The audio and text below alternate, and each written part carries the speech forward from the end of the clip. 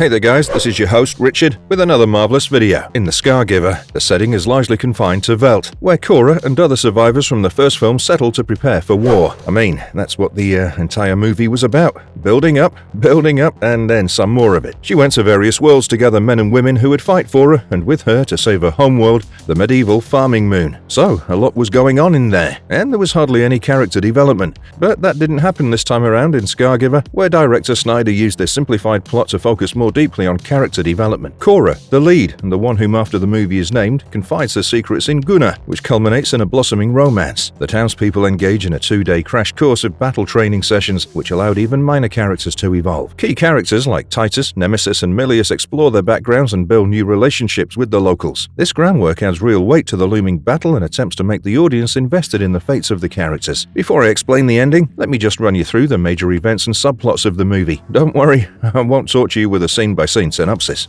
So, Scargiver happened because our friend Kora, who used to be the bodyguard to the Princess of the Universe or something like that, kills the princess herself. More like apparently kills the princess, but I'll get to this in just a bit. But she didn't do it out of her own free will and didn't stand to gain anything out of it. She did it because her adoptive father, Regent Belisarius, kinda coerced her into it. You see, she, being a war orphan, found a family in Regent Belisarius and was ready to do just about anything for him. After she kills the princess, Belisarius kills the king as well and puts the blame on Kora for murdering the entire royal family. However, just before Kora pulled the trigger on the princess, she tells him that she forgives Kora for the murder she's about to commit. This changed Kora from the inside, and of course, there was her adoptive father's betrayal. After this, Kora manages to escape, and Regent Belisarius sends his men to find her and bring her to justice. Anyway, the events of the first movie take place after this, and she recruits her soldiers and Commander Titus, played by the super talented but super underrated Jimon Hansu. The good guys arrive on Veldt and have like 5 days to train the farmers and turn them into warriors. Interesting, they spent 3 of these days harvesting the grain from the farm and using it as a shield in their village because the bad guys from the Imperium wouldn't blow away the grain from the sky. So yeah, grain was kinda very important to them. They spend the next 2 days training the men, women and children of Veldt, which seems to be just one small village. I mean, is this the only hamlet on the entire moon? Well,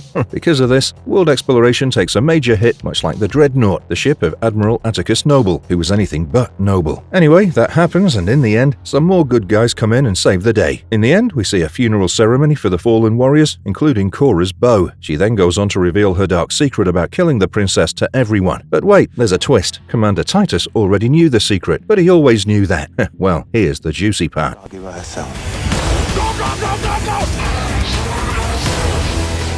Ending explained. Will there be a threequel to Scargiver? You see, Princess Issa is still pretty much alive, but we don't know where, which is what Titus tells Kora. He wants her to continue the fight and find the princess, who's supposed to be more than death. So there's a possibility that there could very well be another feature-length film where they try to find the princess and restore her to the throne. You see, all the other guys and girls also agree to commit themselves to the cause, including the antler-wearing robot named James, who's like this knight dedicated to protecting the royal bloodline. Furthermore, Mr. Snyder's revealed in various interviews that he does have a few ideas about the universe and that he'd definitely explore them if push came to shove. However, seeing the bombardment of reviews, both public and critique, it seems unlikely that the franchise would be picked up for a long time. But you know what? I really feel that the Rebel Moon movies have all it takes to become a cult classic in years to come. You see, this is usually what happens with movies like this one, movies that are grand on the scale but may lack a few elements like a very elaborate story. Cult movies have just 1 or 2 good things about them, and people fall in love with these aspects. What do you think? Marvelous verdict. The Scargiver focuses a lot on character development, an area where Snyder often struggles. But you know what? It's still not enough. His approach is theoretically sound, but falters in execution. Scenes tend to drag, and pacing issues lead to a feeling of disconnection. Emotional engagement often falls flat. An example of this misstep is the use of dynamic slow motion in mundane farming scenes, which disrupts the moment rather than enhancing it. There's a scene where all these heroes talk about the past and confess stuff. It was supposed to be all nice and engaging, but instead, it suffers from excessive repetition with back-to-back flashbacks for every character, making the sequence feel bloated and tedious. These methods appear more like a checklist than genuine narrative development, giving the impression of merely filling time until the final battle, which, my dear friends, is awesome, and we all know that Snyder is one of the giants of action sequences. And if you liked our content, don't forget to leave a like and subscribe to us if you haven't already. Have a good one and be safe. Thanks everyone.